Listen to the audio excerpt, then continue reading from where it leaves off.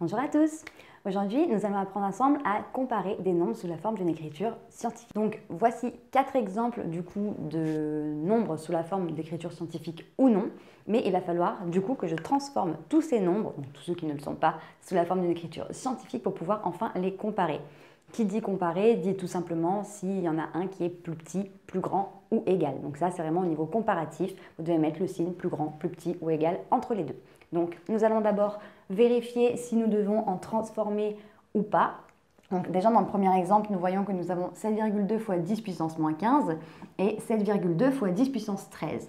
Donc, nous avons deux nombres ex aequo. Donc, en fait, on a 7,2 et 7,2. Par contre, il y en a un qui est fois 10 puissance moins 15 fois 10 puissance 13. Donc, pour pouvoir les comparer, il va falloir que je regarde, en fait, ce nombre-là, si je lui rajoute ou je lui retire ses zéros, que je le multiplie par 10 ou que je le divise par 10 puissance, du coup, où est-ce que j'arrive? Donc là, j'ai 7,2 fois 10 puissance moins 15, ça veut dire qu'à partir de 7,2, donc à partir d'ici, je me décale de 15 vers la gauche. Donc j'aurai 0,0000 et quelques 72.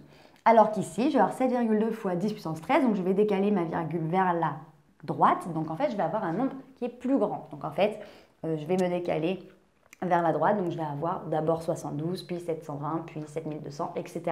Mais je vais me décaler du coup 13 fois. Donc automatiquement, on a un, donc sur deux nombres initialement qui semblent ex aequo, il y en a un que je vais multiplier par 10, 100, 1000, etc. Donc en fait ici 10 puissance 13. Et en fait l'autre que je vais diviser. Donc le nombre qui sera multiplié sera automatiquement plus grand que le nombre que je vais diviser, sachant qu'initialement je pars du même nombre à la base. Pour le deuxième, en fait, il va falloir déjà que je le transforme, pour la simple et bonne raison que là, j'ai 64,5, ce n'est pas un nombre sous la forme d'une écriture scientifique, 731 non plus. Donc il va falloir que d'abord je les transforme. Donc, si vous ne savez pas trop comment faire, nous avons déjà fait une vidéo qui vous apprend du coup à mettre un nombre sous la forme d'une écriture scientifique. Je vous mets ici le lien pour que vous puissiez directement aller voir dans le cas où vous avez un petit doute ou si vous ne l'aviez pas déjà vu. Et nous allons du coup les transformer. Donc, 64,5, en fait, c'est pas sous la forme d'une écriture scientifique. Donc, l'écriture scientifique rappelle un chiffre avant la virgule hors 0, donc entre 1 et 9 inclus. Donc là, j'ai 64, donc en fait, il faudrait que j'ai 6,4, donc 6,45 en fait. Et 6,45 pour rejoindre 64,5, en fait, je fais tout simplement x 10, donc x 10 puissance 1. J'avais mon x 10 puissance 8, donc ça revient à 6,45 x 10 puissance 1 plus 8, donc x 10 puissance 9. Pouvoir avoir la place, hop, 10 puissance 9. Pour celui-ci, il faut que, pareil, que j'ai un seul chiffre avant la virgule hors 0, donc il faut que j'ai 6. C'est le premier que je rencontre. Donc en fait, 6,31. Sauf que 6,31, ce n'est pas égal à 631. 6,31, c'est 6,31. Donc en fait, il faudrait que j'ai x 10 puissance, donc je me décale de 1, 2 pour rejoindre en fait la virgule qui est ici. Donc x 10 puissance 2 fois 10 puissance 7. Et ça, j'additionne mes exposants, ça me fait un total de 6,31 fois 10 puissance 9.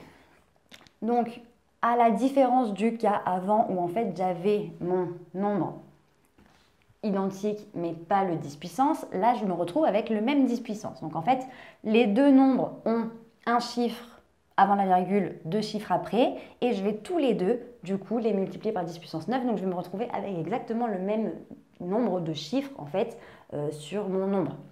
Par contre, comment les comparer? Eh bien, 6,31, c'est plus petit que 6,45, donc en fait, tout simplement, ce nombre est plus petit. Donc en fait, ce nombre est tout simplement plus petit que lui, ou celui-ci est plus grand que celui-ci. Pareil ici, je me retrouve avec 8200, 0,82, donc sensiblement, j'ai mes deux chiffres identiques. Ils ne sont ni l'un ni l'autre sous la forme d'une écriture scientifique, donc je dois les transformer.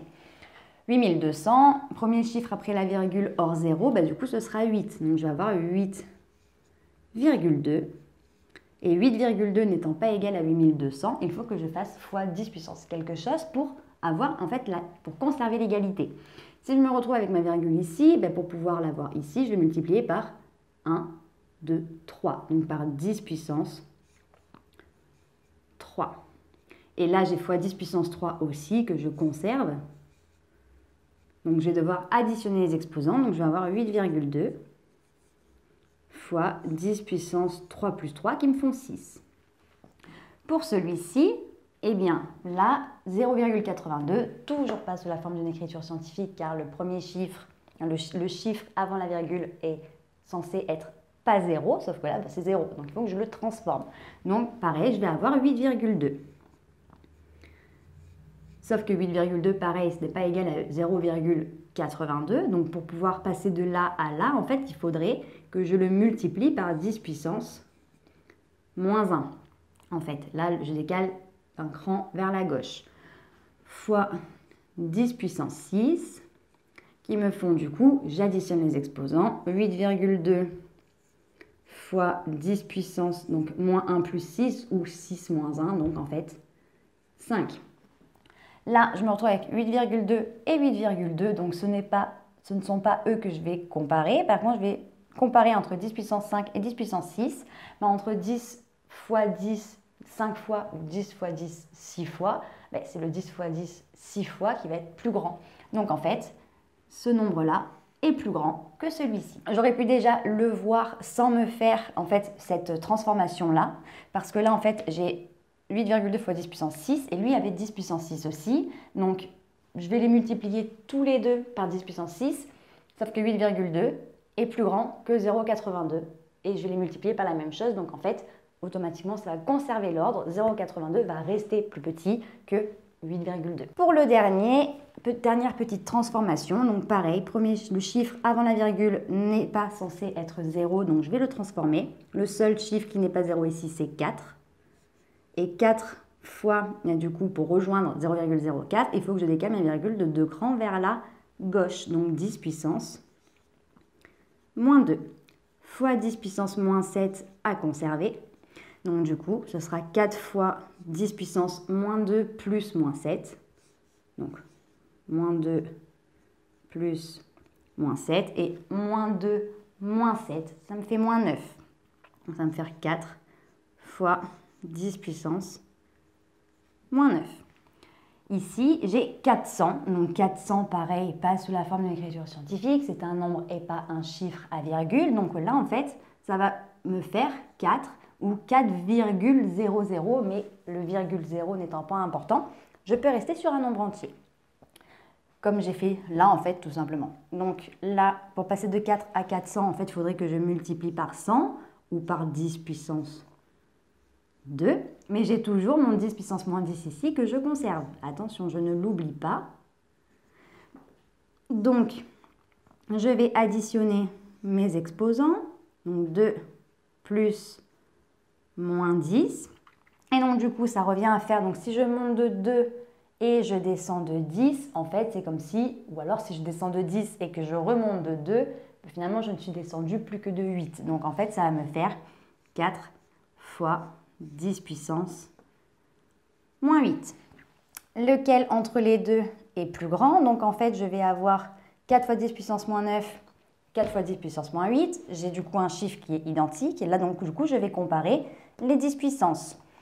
10 puissance moins 9, 10 puissance moins 8. Moins 8 étant un chiffre plus grand que moins 9, et bien tout simplement, 400 fois 10 puissance moins 10 sera plus grand que 0,04 fois 10 puissance moins 7.